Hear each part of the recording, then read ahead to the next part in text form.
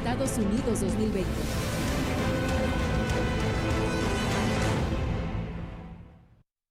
Pues fue una jornada electoral bastante compleja de seguir, no solo por el tema de las cifras, de la data, del propio colegio electoral en Estados Unidos, también por las sorpresas sociales que trajo la jornada del día de ayer. Para tratar de hacer sentido a todo lo que estamos viviendo, agradezco muchísimo la comunicación y la presencia en este espacio del doctor Alfredo Jalife. Usted lo sabe, es profesor de posgrado de geopolítica en la máxima casa de estudios de nuestro país, en la UNAM. Doctor, qué privilegio tenerlo por acá. Muy buenas tardes. Gracias, Luisa, a tus órdenes. Si le parece bien, dejamos las cifras para el final, porque creo que es lo que todo el mundo está analizando en este momento, sumando, ¿no? Quitando y restando puntos. Y vámonos a las sorpresas sociales, porque me encanta escucharle y ojalá pueda compartir su visión con nuestro auditorio.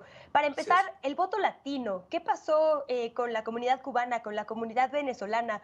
Trump tenía varias semanas impulsando este discurso de si ganan los demócratas va a ser un comunismo y un socialismo Estados Unidos, vamos a tener las peores dictaduras, y parece ser que de hecho su comunicación funcionó. ¿O a qué atribuimos este voto sorpresa latino en estados como Florida, el que se reforzó en Texas, en Arizona? Mira, en Florida te diría que el voto latino es muy...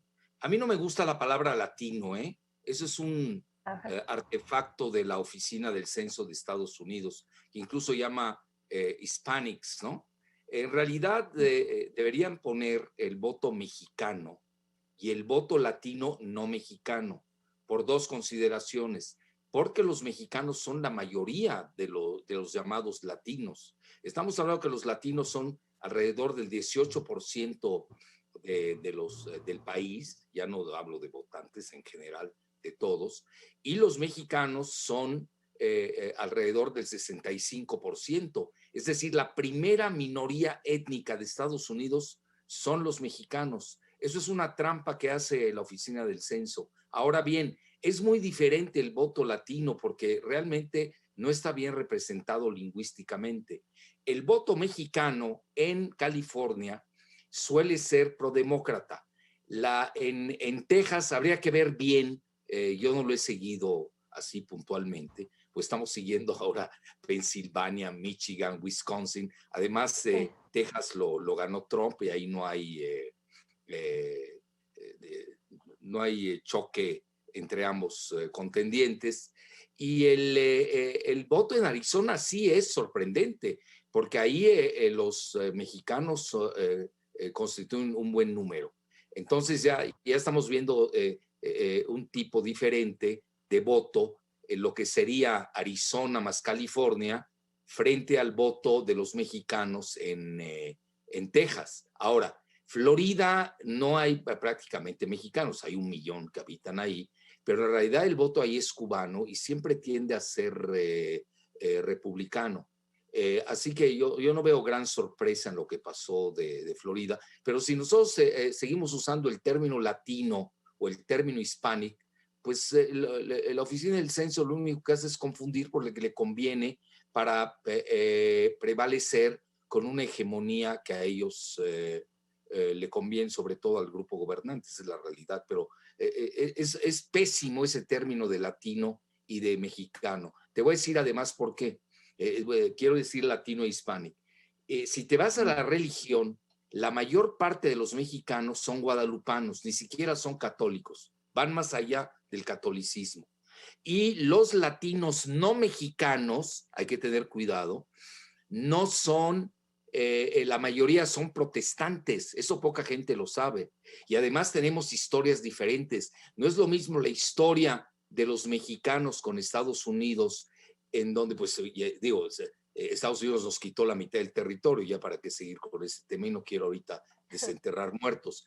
Mientras que la migración latina, no mexicana, es muy diferente. Vienen de Cuba, vienen de Centroamérica, es otra. Se me hace, y yo hago una crítica seria a nuestros legisladores aquí en México, incluso lo digo amigablemente al presidente López Obrador, ya no debemos estar aceptando esos terminajos y debemos protestar porque se use como tal. Los mexicanos son una entidad propia en Estados Unidos y son la primera minoría del país. Ahora que menciona la postura justo de algunos personajes en México, me sorprendió, no puedo decir que para bien, la cantidad de personas que se pronunciaron precisamente a favor de Biden. Efectivamente a México, y sé que es una pregunta recurrente, ¿le convendría mucho más un gobierno demócrata que un gobierno republicano, considerando los últimos años que hemos tenido con Trump en todos los sentidos, migratorio, de relación con el presidente, etcétera? Sí, mira, es una muy buena pregunta. La relación de México y Estados Unidos, ya después del Tratado de Bucareli, donde no hemos tenido mayores conflictos bélicos, ya es muy sólida, tiene una estructura bien hecha y va más allá de quién ocupe la Casa Blanca. Mira, hay datos que la gente no conoce a veces. El presidente López Obrador, cuando fue candidato y le robaron la elección, él estuvo a favor de Obama, hizo campaña en Los Ángeles a favor de Obama. El canciller mexicano Marcelo Ebrard incluso apoyó cuando se fugó de México, que lo persiguió Mancera, se fugó a California y ahí él trae excelentes relaciones con el Partido Demócrata. Incluso en 2 Twitters apoyó a Hillary en contra de Trump. Y eso no obstó para que firmaran el TEMEC, que además el Tratado México, Estados Unidos, Canadá, no es del gobierno de la 4T.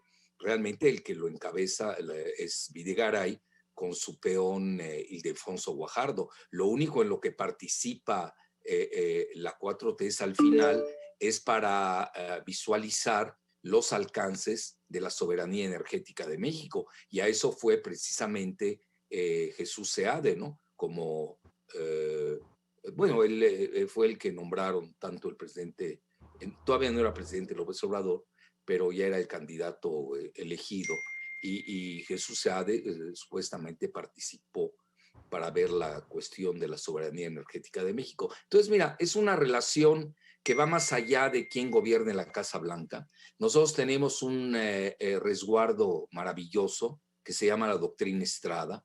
El que gane, nos vamos a llevar muy bien con él.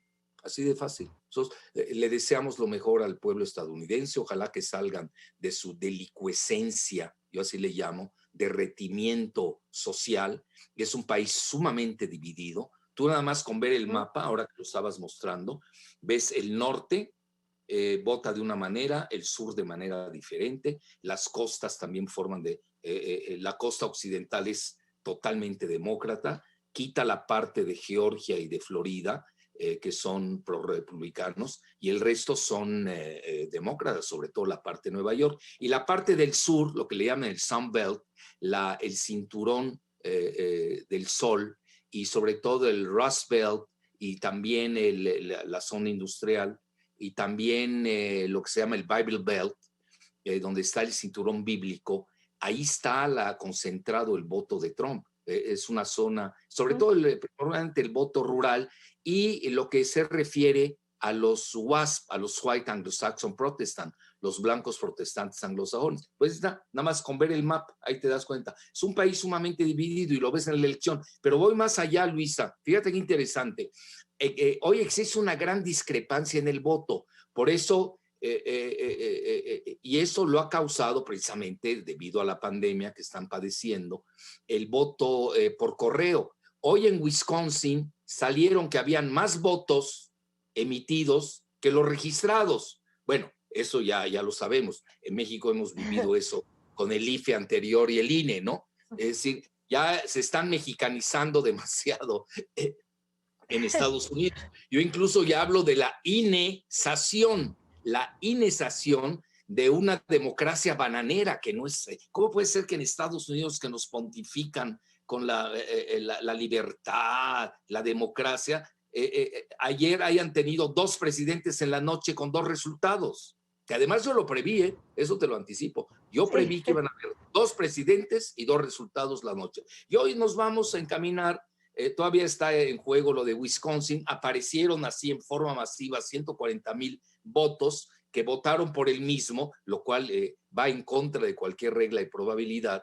Y luego, pues esto va a ser impugnado. Primero van a pedir conteos, eso lleva días. Luego sin duda, Trump va a ir a la Suprema Corte y ahí vienen los problemas. Él ahí tiene la preponderancia. ¿Por qué razón? Porque en la Suprema Corte acaba de colocar a Amy Barrett, tú seguramente seguiste eso, y eso le da una gran ventaja a lo que se llama los republicanos en la Suprema Corte, porque van a tener 6 de 9. Entonces, de 9 votos. Ahí, pues eso, es decir, nadie va a quedar satisfecho. Eso es un problema. Cuando un país llega a esa situación, bueno, incluso yo te podría decir que la elección no fue de Trump contra Biden. La elección fue de Trump contra Trump. Es decir, los que votaron a favor de Trump lo veneran. Eso es una realidad. Y quienes votaron a favor de Biden abominan a Trump. Entonces es un país sumamente fracturado y hoy tienes el reflejo precisamente aquí. Ahora, lo interesante es lo que se dio en la Cámara de Representantes, donde pierden 5 representantes los demócratas, lo cual es la sorpresa del día y nadie está hablando de ella. Y en el Senado todavía está conservando la mayoría el Partido Republicano. Entonces, si gana el mismo Trump, viendo un escenario, va a haber ingobernabilidad en ese país. Luego, poniendo que gane Biden, a Biden un día antes de la elección confundió a su en paz descanse hijo difunto Bo con su nieta. Oye, no solamente confunde las edades, sino confunde en su familia a su hijo de su nieta. Esto se habla que él está en un grado digo, yo soy de formación psiquiatra y no quiero ser muy cruel, pero esto te habla que no es un candidato que esté apto para gobernar. Entonces, ¿qué escenario hay ahí? Y te lo adelanto. Si gana Biden, van a lanzar la enmienda 25, donde optan para decir que no es funcional el presidente, y ahí va a entrar una vicepresidenta. De entrada te digo quién va a ser. Va a ser Hillary Clinton. Hillary Clinton. Hillary Clinton. Sí, porque, no porque Kamala Harris subiría presidenta tomando el lugar de Biden, y entraría Hillary Clinton. Y Hillary Clinton sería 2 veces, sería la verdadera presidenta y sería vicepresidenta. Y nunca en la historia de Estados Unidos se hubiera dado este escenario, se habría dado un escenario así, no solamente con la primera presidenta de su historia, sino con 2 mujeres, una presidenta y otra vicepresidenta. Es decir, estamos ante escenarios que yo no veo cómo la otra parte los pueda aceptar. Lo que ves es que nosotros no queremos ver que Estados Unidos está viviendo una guerra civil que no se atreve a decir su nombre. Bueno, tenemos algunas pistas de que sin duda, no sé si llamarlo guerra civil, usted sí lo hace, pero bueno, sin duda una polarización extrema, como ya nos decía, un cierto despertar en algunas comunidades como la afrodescendiente por las protestas, ¿no?, que hemos visto en las últimas semanas. Nos daban una pista de que hay un descontento. Por otro lado están estos grupos supremacistas diciendo, si no gana Trump, aquí no, también nos vamos a empezar a rebelar.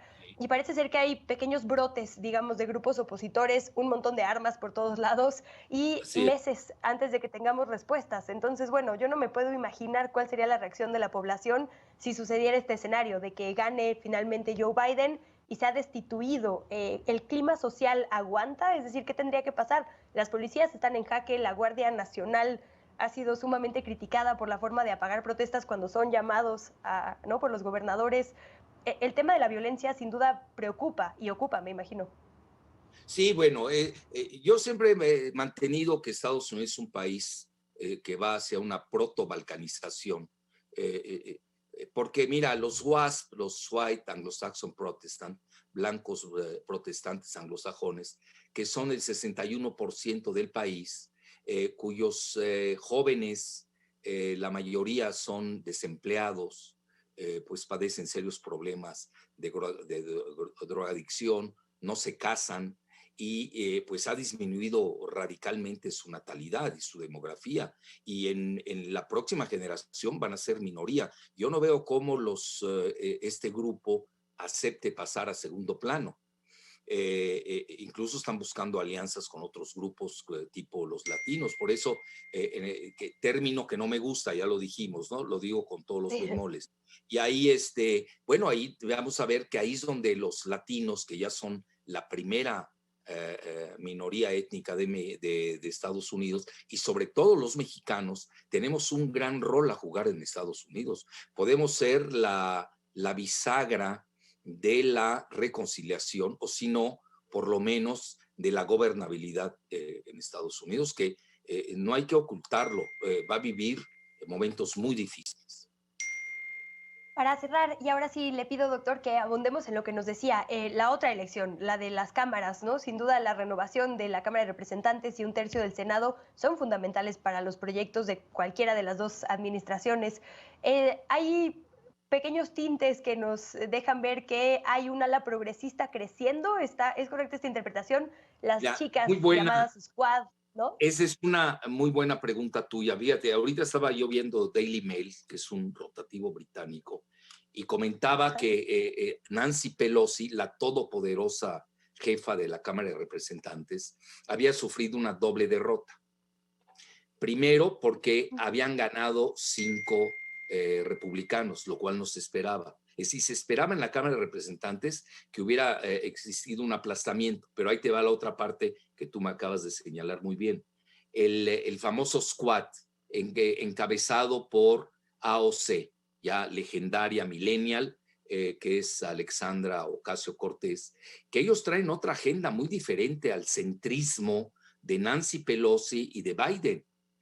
Quizás Kamala Harris esté más cercana a ellos hasta cierto punto, pero realmente la noticia en la Cámara de Representantes es la performance, es decir, el desempeño de donde obtuvieron mayores asientos este grupo llamado del Squad, que trae una agenda diametralmente opuesta a los centristas del Partido Demócrata, y no se diga al grueso del Partido Republicano. Eso es lo que hay que seguir. Mira, en realidad el Partido Demócrata es una coalición ahora que puede, aún ganando Biden, van a tener choques entre sí. Lo vimos, para no variar, en 2 fraudes consecutivos que le hicieron a Bernie Sanders, que es el ídolo de los millennials, que es un judío progresista y que está coaligado con este grupo del Squad y de AOC, de Alexandra Ocasio-Cortez. Entonces, tampoco hay que cantar victoria para los demócratas en su totalidad, porque adentro es una coalición muy frágil que tiene grandes contradicciones, y hoy está subiendo mucho ese grupo del Squad y la AOC por una razón demográfica. Si te das cuenta, al final de todo este análisis que me has dado la oportunidad de hacer contigo, Luisa, estamos hablando de una demografía muy dinámica, donde los baby boomers empiezan a decaer, que es la mayor parte de los republicanos, y empieza a subir los millennials. AOC encabezan los millennials, y esos millennials la vez pasada no salieron a votar. Por eso le dieron el triunfo a Trump. Y en esta ocasión a Bernie Sanders le robaron 2 veces la elección en Iowa. Tanto se lo hizo la maquinaria del Partido Republicano, que apoyaba a Hillary, como ahora la maquinaria del Partido Republicano, demócrata, que apoyan a los Clinton y Obama. Así que yo te diría que ayer la gran noticia es yo creo que hubieron varias lecturas. Una de ellas, el ascenso como imparable de los millennials en Estados Unidos, como un grupo demográfico que ya no teme ni siquiera la palabra socialismo. Tú haces una encuesta en Estados Unidos, dependiendo del segmento demográfico al que uno pertenezca, y ya la palabra socialismo ya no pesa. Bernie Sanders fue socialista y luego se pasó del lado demócrata. Entonces estamos viendo una revolución social tremenda en Estados Unidos, que yo lo veo que por eso dije la palabra, está viviendo una delicuescencia, una fragmentación y un derretimiento de su estructura social. No sé si voy a ser muy cursi aquí defendiendo un poco a la generación millennial, pero claro, Bueno, además tú eres está millennial, mostrándonos... Tú eres millennial. Gracias. en el margencito, pero sí, sí quepo.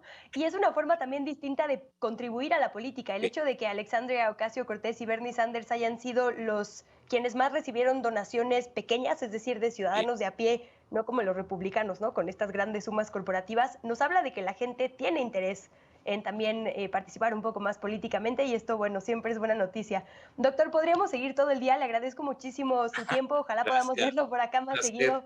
Seguimos en contacto. Un Claro enorme que sí, le placer. agradezco muchísimo. Gracias. Un abrazo, gracias al doctor Alfredo Eh, Jalife, le decíamos, profesor de posgrado de Geopolítica de la UNAM, puede usted también seguir sus análisis en sus diferentes redes.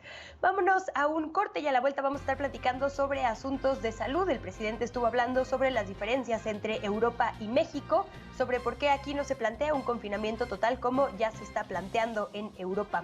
La pausa y regresamos, estamos en De 1 a 3.